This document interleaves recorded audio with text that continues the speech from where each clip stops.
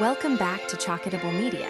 Slots were allocated to sons, daughters, wives of owners of Judiciary, said Odinkalu. Chidi exposes Nigerian Judiciary. The statement comes amid the release of 80 names of candidate for judicial office in superior courts of record by the NJC. Former chairman of the National Human Rights Commission, Professor Chidi Odinkalu, has called out the Nigerian judiciary. The lawyer spoke against the injustice going on in the judiciary. He urged the National Judicial Council, NJC, to assure the public of its capability to process the information it will get about prospective candidates into judicial offices in superior courts of record. The ex-NHRC boss accused the council of allocating slots to sons, daughters, wives, and relatives of the owners of Judiciary prior to asking people for information about the candidates.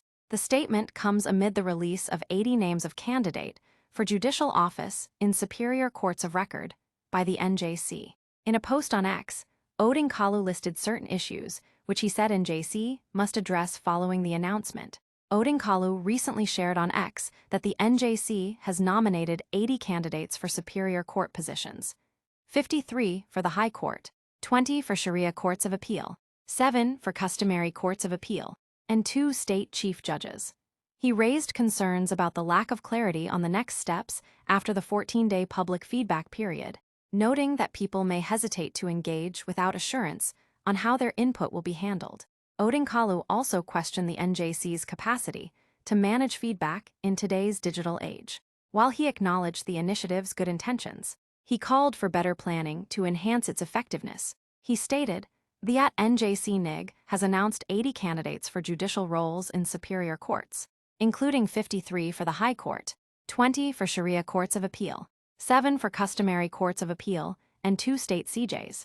This is a step forward, but it falls short of what is needed."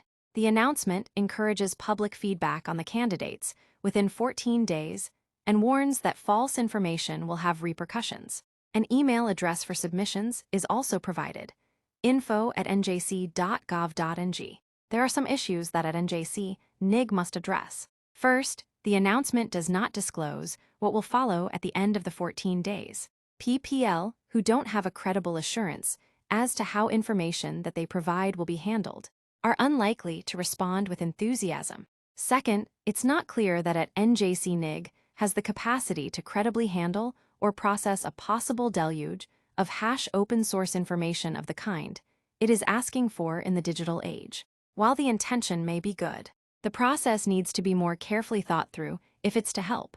Third, previous experience lends credence to these. It was a requirement until now that the council had to invite feedback on appointment rounds from @NIGBAR-ASOC. In most of the appointments in the tenure of the immediate past, #CJN, nothing was done with the comments from NBA. Indeed, in one particular round of appointments into a popular high court in the country in the past 2 years, the request to @NIGBAR-ASOC went out as the process formally closed.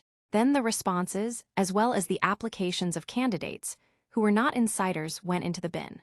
As it turned out, the slots had all been allocated to the sons, daughters, wives, and relatives of some owners of the judiciary, and the process of inviting @NIGBAR-ASOC to comment was a cover for affording a fig leaf of legitimacy to brazen looting of judicial appointments. What needs to change is more than just inviting the public to send comments to @NJC NIG with no indication as to what happens next. If @NJC NIG wants to be taken seriously, it needs to show a capacity to process what it'll get and the will to assure that what it gets will matter. Thank you for watching. Please subscribe. Thank you for watching. If you're new to this channel, consider subscribing so you won't miss out any of our latest video.